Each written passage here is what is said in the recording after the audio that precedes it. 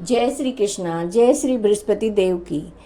परिवार में सुख शांति के लिए और संतान प्राप्ति के लिए, धन की प्राप्ति के लिए और दाम्पत्य जीवन में मधुरता बनी रहे, इसके लिए भगवान बृहस्पति देव की पूजा अवश्य करनी चाहिए, व्रत करना चाहिए, कथा सुननी चाहिए।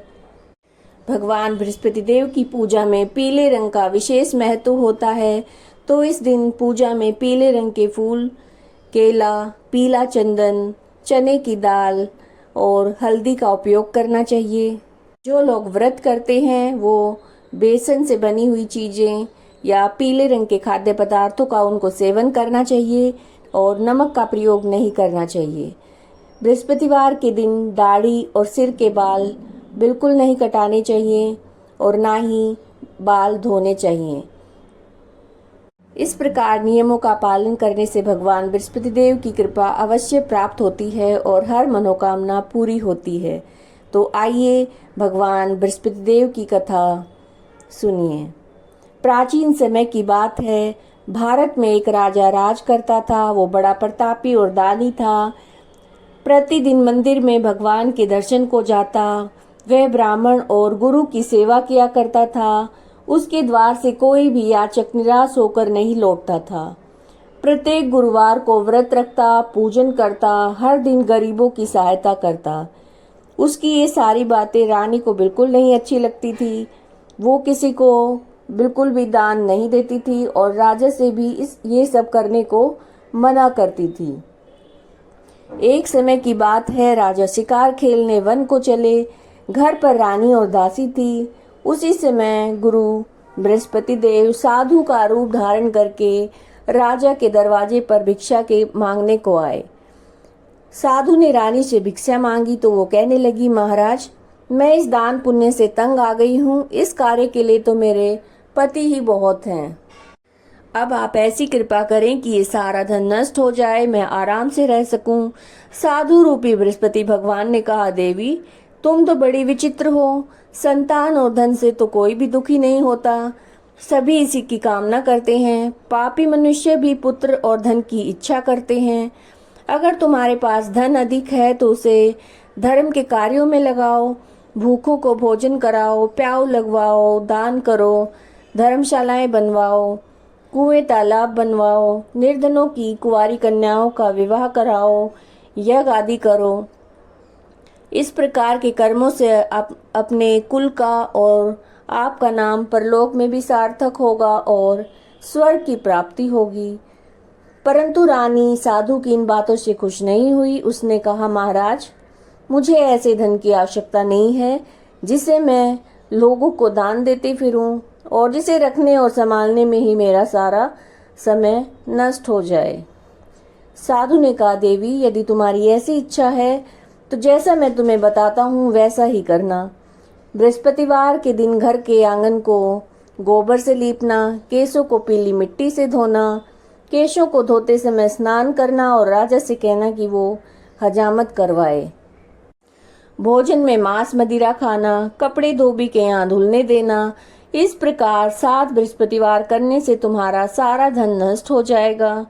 ऐसा कहकर साधु महाराज रूपी बृहस्पति भगवान अंतर्ध्यान हो गए। रानी ने साधु के कहने के अनुसार 7 बृहस्पतिवार तक वैसा ही करने का विचार किया। साधु के बताए अनुसार कार्य करते केवल 3 ही बृहस्पतिवार बीते थे कि सारी धन संपत्ति नष्ट हो गई। भोजन के लिए दोनों समय परिवार तरसने लगा, सांसारिक भोगों से दुखी रहने लगा। तब रानी से राजा ने कहा, हे रानी, तुम यहाँ पर रहो, मैं दूसरे देश को जाता हूँ क्योंकि यहाँ मुझे सभी मनुष्य जानते हैं, इसलिए यहाँ मैं कोई काम नहीं कर सकता। अब मैं परदेश जा रहा हूँ, वहाँ कोई काम धंधा करूँगा, शायद हमारा भाग्य बदल जाए। ऐसा कहकर राजा परदेश चला गया। वहाँ पर वो लकड़ी काट कर लाता, शहर में बेचता। इस तरह से जीवन व्यतीत करने लगा। इधर राजा के बिना रानी और दासी दुखी रहने लगी। किसी दिन उनको भोजन मिलता तो किसी दिन सिर्फ जल पीकर रहती। एक समय रानी और दासियों को 7 दिन तक भोजन के बिना ही रहना पड़ा। रानी ने अपनी दासी से कहा, हे दासी, यहाँ पास के नगर में मेरी बहन रहती है, वो बहुत धनवान है। तू उसके पास जा और वहां से 5 सेर बेजर मांग कर ले आ, जिससे कुछ समय के लिए तो गुजारा हो जाएगा। दासी रानी की बहन के पास गई। रानी की बहन उस समय पूजा कर रही थी। बृहस्पतिवार का दिन था। दासी ने रानी की बहन से कहा, हे रानी, मुझे आपकी बहन ने भेजा है, मुझे 5 सेर बेजर दे दो। दासी ये बात अनेक बार बोलती रही, लेकिन रानी की बहन ने कोई उत्तर नहीं दिया, क्योंकि वह उस समय बृहस्पति देव की कथा सुन रही थी। जब दासी को कोई उत्तर नहीं मिला तो वो बहुत दुखी हुई। उसे क्रोध आया और लौटकर रानी से बोली, हे रानी, आपकी बहन बहुत घमंडी है, वो छोटे लोगों से बात नहीं करती। मैंने उससे कहा तो उसने कोई भी उत्तर नहीं दिया और मैं वापस चली आई। रानी बोली, हे दासी, इसमें कोई दोष नहीं है। जब बुरे दिन आते हैं तो कोई भी सहारा नहीं देता। अच्छे बुरे का पता संकट के समय में ही चलता है। जो ईश्वर की इच्छा होगी वही होगा। यह सब हमारे भाग्य का दोष है। उधर रानी की बहन ने सोचा कि मेरी बहन की दासी आई थी, परंतु मैं उस समय उससे कुछ भी बोल नहीं पाई, तो वो बहुत दुखी हुई होगी। अतः कथा सुनकर विष्णु भगवान का पूजन समाप्त करके वो अपनी बहन के घर आई और कहने लगी, हे बहन, मैं बृहस्पतिवार का व्रत कर रही थी, तुम्हारी दासी हमारे घर आ गई थी, लेकिन जब कथा होती है तो हम लोग ना उठते हैं ना बोलते हैं, इसलिए मैं बीच में नहीं बोली। कहा कि दासी क्यों आई थी? रानी बोली, बहन, हमारे घर में अनाज नहीं था। वैसे तुमसे कोई बात छिपी नहीं है, इस कारण मैंने दासी को तुम्हारे पास 5 सेर बेजर लेने को भेजा था। रानी की बहन बोली, बहन देखो, बृहस्पति देव भगवान सभी की मनोकामना पूरी करते हैं। देखो, शायद तुम्हारे घर में भी अनाज रखा हो। ये सुनकर दासी घर के अंदर गई और वहां उसे एक घड़ा बेजर का भरा मिल गया। उसे बहुत हैरानी हुई, क्योंकि उसने एक एक बर्तन देख लिया था। उसने बाहर आकर रानी को बताया कि दासी ने बाहर आकर रानी से कहा, हे रानी, देखो, वैसे हमको जब अन्न नहीं मिलता था तो हम रोज व्रत करते थे। अगर इनसे व्रत की विधि और कथा पूछ ली जाए तो उसे हम भी कर लेंगे। दासी के कहने पर रानी ने अपनी बहन से बृहस्पतिवार व्रत की कथा के बारे में पूछा। उसकी बहन ने बताया, हे रानी, बृहस्पतिवार को सूर्योदय से पहले उठकर स्नान करके बृहस्पति देव का व्रत करना चाहिए, लेकिन उस दिन सिर नहीं धोना चाहिए। बृहस्पतिवार के दिन व्रत जब आप करें तो चने की दाल और मुनक्कों से विष्णु भगवान का केले की वृक्ष की जड़ में पूजन करें और दीपक जलाएं। उस दिन एक ही समय भोजन करें। भोजन पीले खाद्य पदार्थों का करें और कथा सुनें। इस प्रकार व्रत करने से गुरु भगवान प्रसन्न होते हैं, अन्न, पुत्र, धन देते हैं। इस तरह से व्रत और पूजन की विधि बताकर रानी की बहन अपने घर लौट आई। रानी और दासी दोनों ने निश्चय किया कि हे बृहस्पति देव भगवान, हम आपका पूजन अवश्य करेंगी। 7 दिन बाद जब भगवान बृहस्पति देव का वार आया तो उन्होंने व्रत रखा। घुड़साल में जाकर चना और गुड़ मीन लाई। उसकी दाल से केले की जड़ में विष्णु भगवान का पूजन किया। अब भोजन कहाँ से आए? दोनों बड़ी दुखी हुई, लेकिन उन्होंने व्रत किया था, इस कारण बृहस्पति देव भगवान प्रसन्न थे। वे एक साधारण व्यक्ति के रूप में 2 थालों में सुंदर पीला भोजन लेकर आए और दासी को देकर बोले, हे दासी, ये भोजन तुम्हारे और रानी के लिए है, तुम दोनों करना। दासी भोजन पाकर बड़ी प्रसन्न हुई और रानी से बोली, रानी जी, भोजन कर लो। रानी को भोजन आने के बारे में कुछ पता नहीं था, इसलिए वो दासी से बोली कि जा तू ही भोजन कर ले, क्योंकि तू व्यर्थ में हंसी उड़ाती है। दासी बोली, एक व्यक्ति अभी भोजन देकर गया है। रानी कहने लगी, वो भोजन तेरे लिए ही देकर गया है, तू ही भोजन कर। दासी ने कहा, वो व्यक्ति हम दोनों के लिए 2 थालों में भोजन देकर गया है, इसलिए मैं और आप दोनों साथ साथ भोजन करेंगे। दोनों ने गुरु भगवान को नमस्कार करके भोजन आरंभ किया।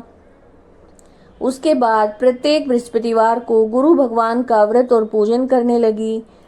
बृहस्पति भगवान की कृपा से उनके पास धन हो गया, परंतु रानी फिर पहले की तरह आलस्य करने लगी। तब दासी बोली, देखो रानी, तुम पहले भी इस प्रकार आलस्य करती थी, तुम्हें धन के रखने में कष्ट होता था, इस कारण सभी धन नष्ट हो गया। अब गुरु भगवान की कृपा से धन मिला है तो फिर तुम्हें आलस्य होता है। बड़ी मुसीबतों के बाद हमने धन पाया है, इसलिए हमें दान पुण्य करना चाहिए। भूखे मनुष्यों को भोजन कराओ, प्याऊ लगवाओ, ब्राह्मणों को दान दो, कुएं, तालाब और बावड़ी बनवाओ, मंदिर पाठशाला बनवाओ, कुंवारी कन्याओं का विवाह कराओ और इस धन को शुभ कार्यों में इसका प्रयोग करो, जिससे तुम्हारे कुल का यश बढ़े, स्वर्ग की प्राप्ति हो और पितृ प्रसन्न हो।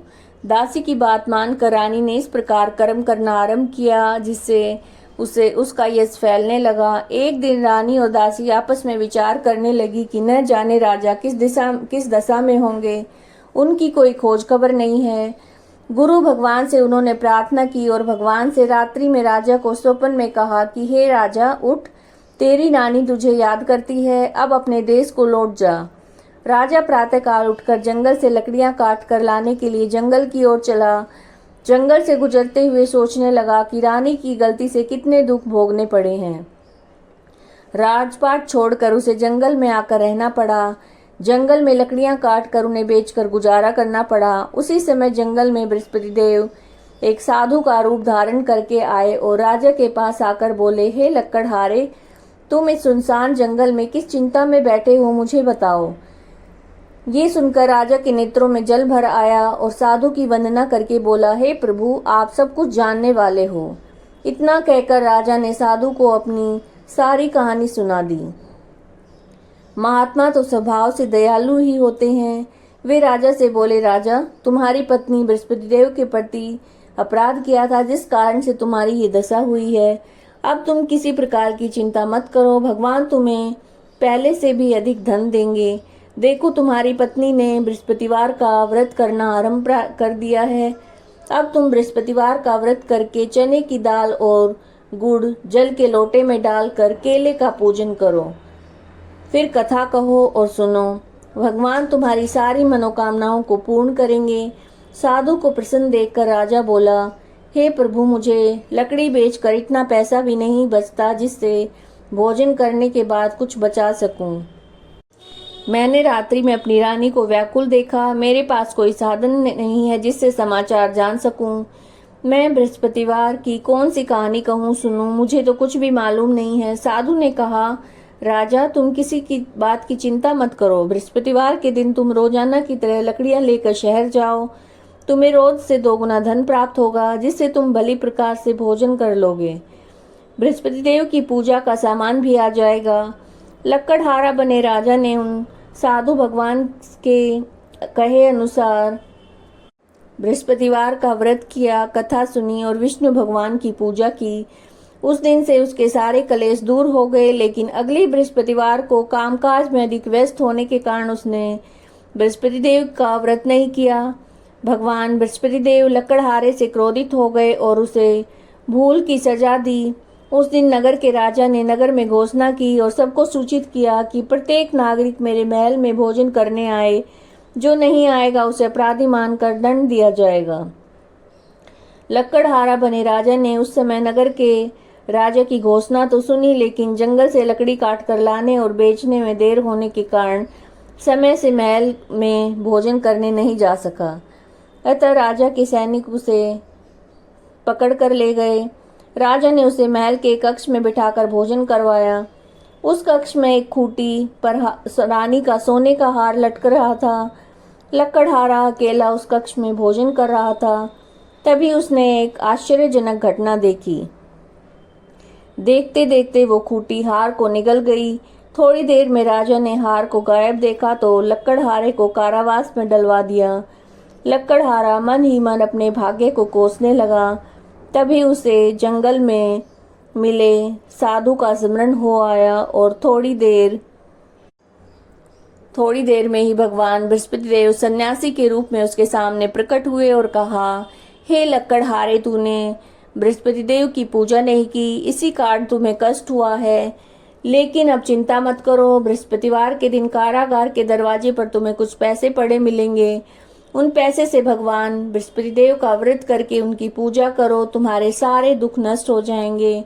बृहस्पतिवार के दिन दरवाजे पर पड़े मिले उन पैसों से चने और गुड़ मंगाकर लकड़हारे ने बृहस्पतिवार व्रत की कथा कही और भगवान बृहस्पति देव ने प्रसन्न होकर उस नगर के राजा को स्वप्न में लकड़हारे को मुक्त करने को कहा। सुबह राजा ने अपने कक्ष में आकर देखा तो खूंटी पर हार टंगा हुआ है। राजा ने लकड़हारे को मुक्त कर दिया और उसे धन और आभूषण देकर विदा किया। लकड़हारा बना राजा नगर से चलकर अपने नगर को पहुंचा। रास्ते में कुएं, धर्मशाला, बाग बगीचे देखकर उसे बहुत प्रसन्नता हुई। राजा ने पूछा, ये कुएं, ये धर्मशालाएं किसने बनवाई है? सबने बताया कि ये तो रानी और उसकी दासी ने बनवाए हैं। राजा महल में पहुंचा तो रानी ने उसका भव्य स्वागत किया। तब राजा ने निश्चय किया कि सप्ताह में एक बार तो सभी बृहस्पति देव का व्रत और पूजन करते हैं, लेकिन मैं प्रतिदिन करूंगा। दिन में 3 बार कथा कहूंगा। अब राजा हर समय दुसाले में चने की दाल बांधे रहता। दिन में 3-4 बार वीरवार व्रत की कथा कहता। कुछ दिनों बाद राजा को अपनी बहन की याद आई। एक दिन घोड़े पर सवार होकर राजा अपनी बहन से मिलने को चल दिया। तभी राजा नगर के बाहर पहुंचा ही था कि उसने कुछ लोगों को एक शव को ले जाते देखा। राजा को स्मरण आया कि उसने किसी को भगवान बृहस्पति देव की कथा नहीं सुनाई है। राजा ने उन लोगों को रोक कर कहा, भाइयों, आप शव को ले जाने से पहले मुझसे वीरवार व्रत की कथा सुन लो। लोगों ने राजा पर क्रोध करते हुए कहा, तुम पागल तो नहीं हो गए हो? लेकिन कुछ बड़े बूढ़ों ने कहा, अच्छा भाई, साथ चलते चलते तुम अपनी कथा भी सुना लो। राजा ने चलते हुए आधी कथा ही सुनाई थी कि शव हिलने लगा। राजा ने पूरी कथा जैसे ही सुनाई तो वो बैठ गया। लोगों ने हैरानी से दांतों तले उंगली दबाई। अगले गुरुवार से भगवान बृहस्पति देव का व्रत करने और कथा सुनने का निश्चय कर लिया। अब घोड़े पर सवार राजा चलते हुए किसान के पास पहुंचा। किसान और खेत में हल चला रहा था। राजा ने कहा, अरे भाई, मुझसे बृहस्पतिवार की कथा सुन लो। किसान ने झुंझला कर कहा, भाई, देख नहीं रहे कि जितनी देर से मैं तुम्हारी कथा सुनूंगा उतनी देर में पूरा खेत में मैं हल चला लूंगा। राजा निराश होकर चलने लगा। तभी किसान के बैल लड़खड़ाकर जमीन पर गिर गए। किसान के पेट में जोर का दर्द होने लगा। उस किसान की पत्नी ने जब वो खाना लेकर आई तो उसने किसान से इस बारे में पूछा। किसान ने घुड़सवार की पूरी कहानी सुनाई। किसान की पत्नी दौड़ती हुई राजा के पास जाकर हाथ जोड़कर बोली, भैया, मैं तुम्हारी कथा सुनने को तैयार हूँ। राजा ने उसके खेत में जाकर बृहस्पतिवार की कथा सुनाई। तभी बैल उठकर खड़े हो गए और किसान भी ठीक हो गया।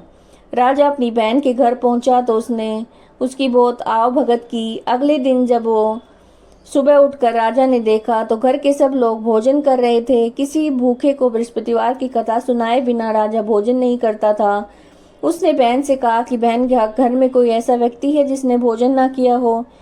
बहन बोली, भैया, हमारे घर में तो क्या, पूरे नगर में कोई ऐसा नहीं मिलेगा जो सुबह सुबह जिसने भोजन ना किया हो।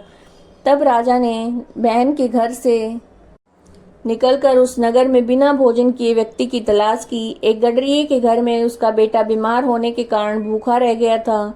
राजा ने उसे बृहस्पतिवार की कथा सुनाई। कथा सुनते सुनते गडरिये का बीमार बेटा बिल्कुल ठीक हो गया। सब ने राजा की बड़ी प्रशंसा की। एक दिन राजा ने अपनी बहन से कहा, बहन, अब हम अपने घर को जाना चाहते हैं, तुम भी हमारे साथ चलो। कुछ दिन वहां रहकर लौट आना। राजा की बहन ने अपनी सास से पूछा तो सास ने ताना देते हुए कहा, बहू, मायके जाना है तो अकेली जाना, मेरे पोतों को मत लेकर जाना। तुम्हारे भाई की कोई संतान नहीं है, कहीं तुम्हारी भाभी मेरे पोतों पर कोई जादू टोना ना कर दे। दूसरे कक्ष में बहन की सास की ये सारी बातें सुनकर राजा दुखी मन से अकेला ही अपने नगर को लौट आया। रानी ने राजा से कहा, आप तो अपनी बहन को साथ लाने की बात कहकर गए थे, फिर बहन को साथ क्यों नहीं लाए? तो राजा ने दुखी होते हुए कहा, रानी, हम निसंतान हैं, इसलिए हमारे घर आना पसंद नहीं करता कोई। रानी ने राजा को समझाया कि हे प्राणनाथ, हमें बृहस्पति देव ने सब कुछ दिया है, अब बृहस्पति देव हमें संतान भी अवश्य देंगे। बृहस्पतिवार को विधि पूर्वक पूजन करते हुए राजा रानी ने भगवान बृहस्पति देव से संतान के लिए प्रार्थना की। कुछ दिनों के बाद उन्होंने स्वप्न में दर्शन देते हुए कहा, राजन, तेरी मनोकामना अवश्य पूरी होगी। 1 सप्ताह बाद ही रानी गर्भवती हो गई और 10वें महीने रानी ने एक सुंदर पुत्र को जन्म दिया। राजा रानी जीवन पर्यंत बृहस्पतिवार व्रत करते रहे। उनके घर में धन की वर्षा होती रही। इस तरह से आनंद पूर्वक जीवन यापन करते हुए राजा रानी भगवान बृहस्पति देव की अनुकंपा से मोक्ष को पाकर सीधे बैकुंठ धाम को गए। बृहस्पतिवार को विधिवत व्रत करके जो भी स्त्री पुरुष भगवान विष्णु की पूजा करते हैं, उनकी सभी प्रकार की मनोकामनाएं पूरी होती हैं। अगर आपको ये वीडियो अच्छी लगी है तो लाइक कीजिएगा, शेयर कीजिएगा और चैनल को सब्सक्राइब कीजिएगा। जय श्री बृहस्पति देव की।